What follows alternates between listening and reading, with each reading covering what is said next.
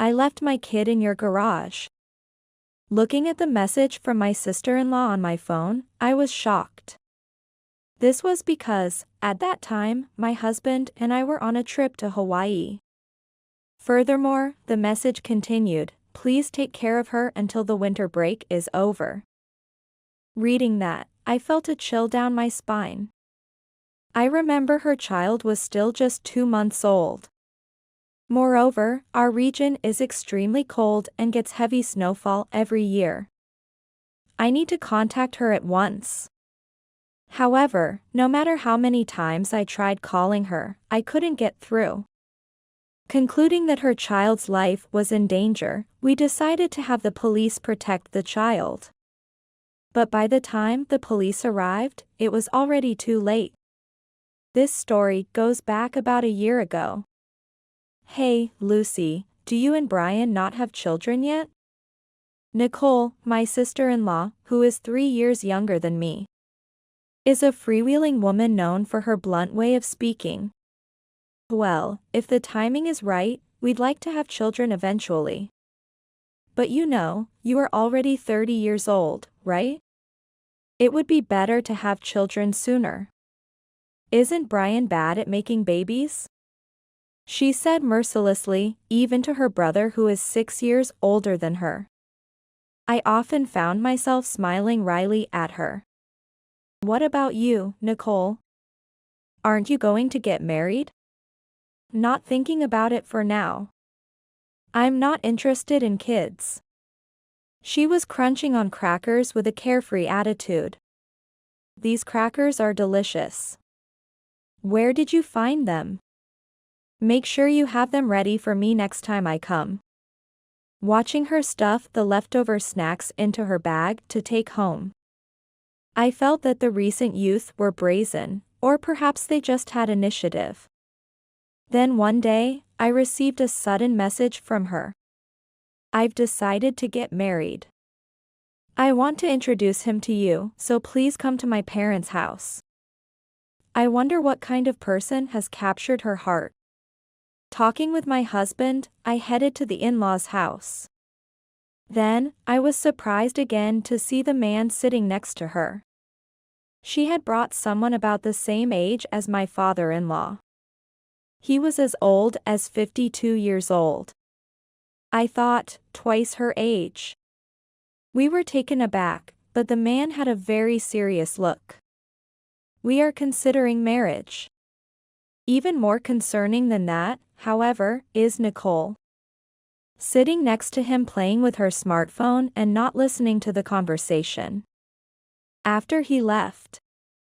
Nicole, are you really going to marry that man? She burst out laughing and began to explain the aim of this marriage. That old man, isn't he hilarious? Of course, I'm after his money, but he fell for it all on his own. What? That's not right. If he's serious, you shouldn't treat him like that. Come on, Lucy, you're too serious, too. Spare me your lecture. I tried several times to convince her to call off the engagement unless she was serious. But she wouldn't listen. In the end, I left their house with a heavy heart. I found out later that they met at a matchmaking party, but I wasn't sure how true her story was. This incident made me distrustful of her. However, surprisingly, the couple had a child soon after their marriage. And they came to visit our house with the baby. I thought, oh, that's good. I was worried, but it seems like they are getting along well. However, it didn't last long. She started to act whimsically even at our house. Wait, Nicole. It contains honey, so you shouldn't give it to the child. Why? I stopped her just in time as she was about to feed honey-laden jelly to little Katie with a spoon. She made a confused face. Giving honey to babies under 1-year-old can lead to illness, because the bacteria in the honey can multiply inside their bodies. Really? So it's okay, after they turn 1? Yes. Babies under 1 year haven't fully developed their intestinal flora. But after they turn 1, it's said that the bacteria in the honey won't proliferate, because they get outcompete by other bacteria. Wow, Lucy, you're so knowledgeable. She sounded impressed, but I wondered if she was really unaware. Isn't it written in the maternity handbook? Haven't you read it? Maternity handbook, what's that? I almost screamed, you're kidding, but she just grinned at me. Sorry, just kidding. I do have it, but I just haven't read it yet. I'm not really interested in that kind of stuff. That's not the point. I was rubbing my forehead, feeling a headache coming on, when she handed over the baby she was holding to me. When I looked up, wondering what was happening, I met her smiling face. Lucy, please take care of Katie for me. I'm gonna go out and have a little break. What? Wait, just a minute. I tried to stop her, but nearly lost my balance, and the baby started crying. While I was flustered, she left our house like the wind. I thought, leaving such a young baby, Katie, with me, even if I'm her aunt. The fact that she had brought diapers and milk was somewhat of a relief. Ultimately, she returned when it was completely dark outside. Nicole. You should take care of your own child, shouldn't you? Why? I'm just giving you some practice babysitting since you don't have kids. I was irritated by her words. Indeed, I didn't have children yet, but it seemed like she was just dumping her child's care on me. I can even give you the kid if you like. What? I looked at her face in disbelief, unable to tell if she was serious or joking from her attitude and expression. She just kept smiling. Just kidding. That child is like a hostage to keep my husband around. Nicole. Enough is enough. I slammed the table, and Katie started crying, which made me pause. Oh, there. Auntie scared you, didn't she? If you keep this nonchalant attitude, it will come back to bite you someday. I guess it's about time for my husband to come home. I'll order some dinner delivery. See you later. After she finally left, I let out a big sigh. I thought, even if I scold her, she just laughs it off and dodges the issue. Maybe I should talk to her husband. I was emotionally exhausted by her whimsical attitude, and my frustration with her only grew. Then, 2 months later in the winter, I decided to go on a trip to Hawaii with my husband. Though feeling sorry, I hadn't told her about it because she might have insisted on coming along.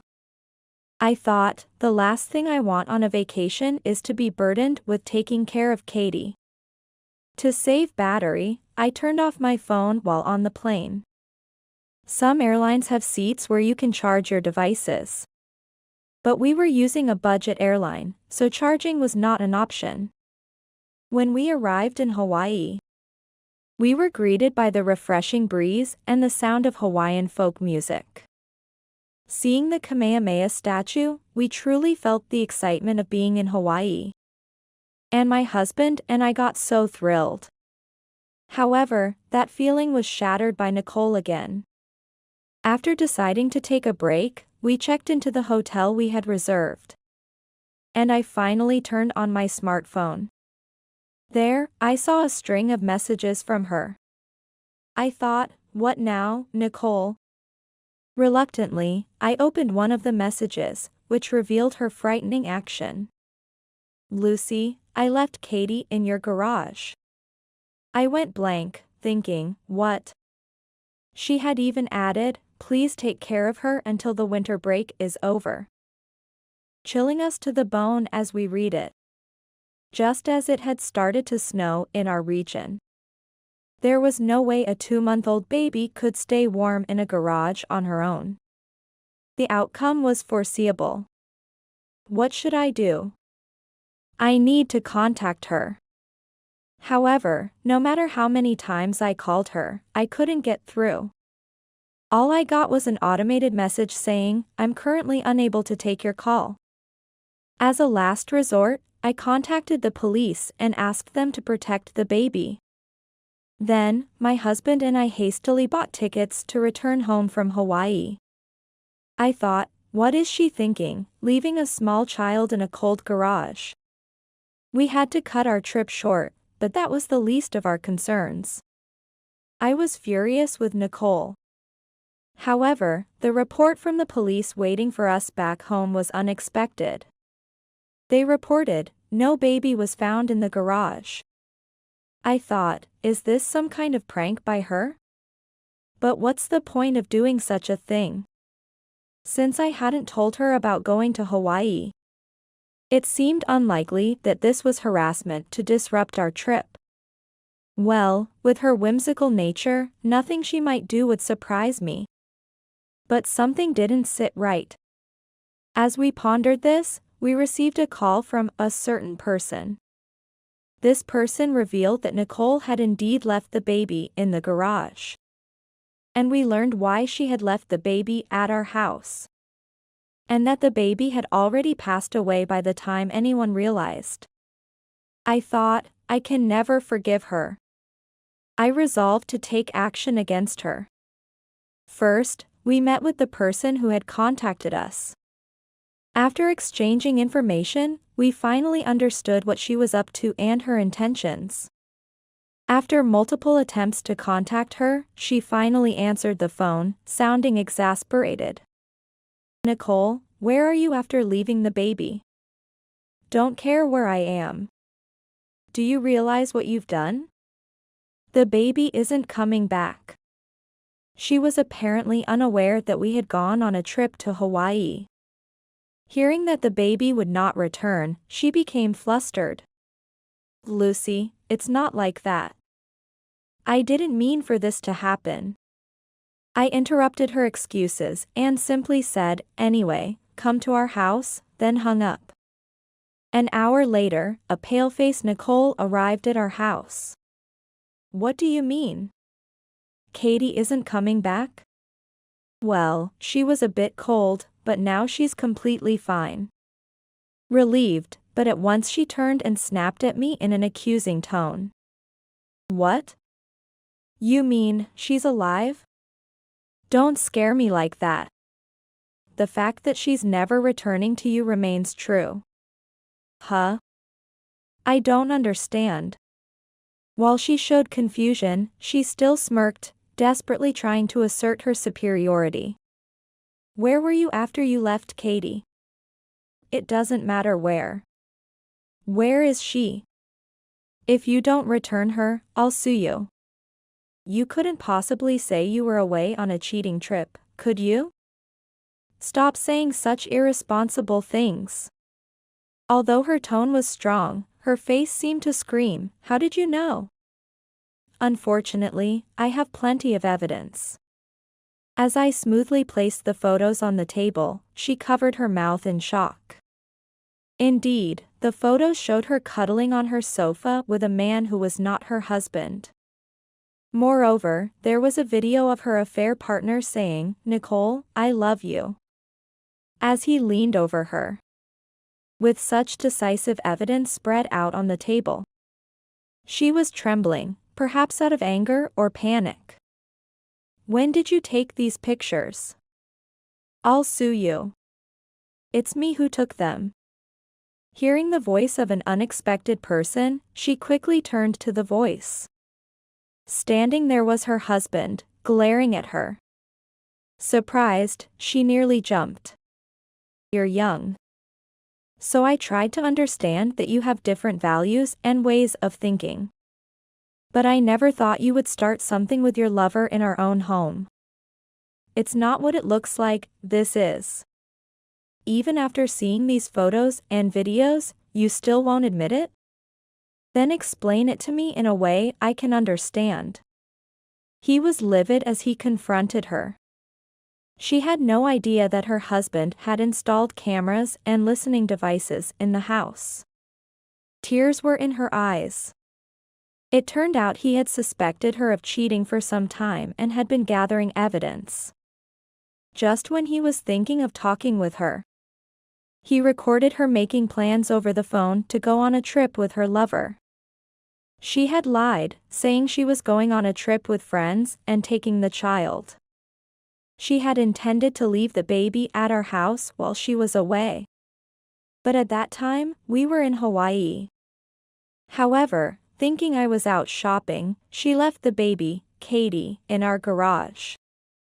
Her husband followed her, took the baby from the garage after she left, and decided to confront her with us. I'll demand compensation for the affair and child support from you.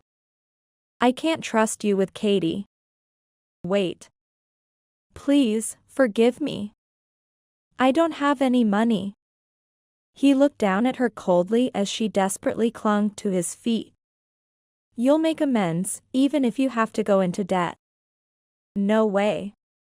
Oh, Lucy, Brian, pay for me instead. Don't joke anymore. We're cutting ties with you. My husband nodded gravely next to me. You're betraying me? Cowards. Your frivolous attitude towards your husband and me, the terrible way you treat your own child. I told you that your actions would catch up with you, didn't I? Choosing a partner for his money, leaving a newborn with me, and living a life of leisure. Lack of affection, calling her child a hostage to keep my husband. This is what they call poetic justice. Now face the consequences of your actions. With my final thunderous words, she broke down crying. Afterwards, she went through a divorce. The custody of the child went to her husband, and in addition to a $20,000 settlement for the affair, she was also charged with endangering the child. Furthermore, being demanded to pay $500 a month in child support. She borrowed money from dubious sources and now works in the night streets, living in fear of debt collectors. Meanwhile, I maintain a good relationship with Nicole's former husband, who occasionally sends letters updating us on Katie's well-being. I am now also savoring the joy of becoming a mother, as I am expecting a new life in my womb.